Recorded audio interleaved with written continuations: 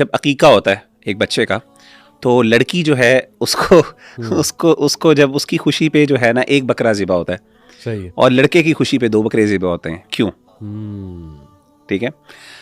اب انہوں نے یہ سوال اس لیے کیا کہ she wanted to actually she expected یا پھر کوئی اور بندہ وہ ایکسپیکٹ کر رہے تھے کہ جی آپ بتائیں کہ اسلام میں یہ ان ایکوالٹی کیوں ہے. It was suppose to be equally, یعنی لڑکے کا بھی ہونا چاہیے لڑکی کا بھی ہونا چاہیے.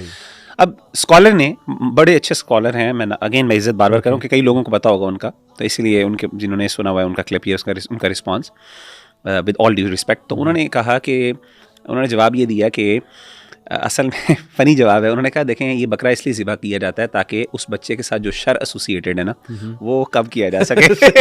تو چونکہ خاتون جو ہے اس کے ساتھ شر کم ہوتا ہے تو اسی لیے ایک بکرا, اور مردوں کے ساتھ چونکہ شر زیادہ ہے ایک لڑکے کے ساتھ, سوسائٹی کے اندر اس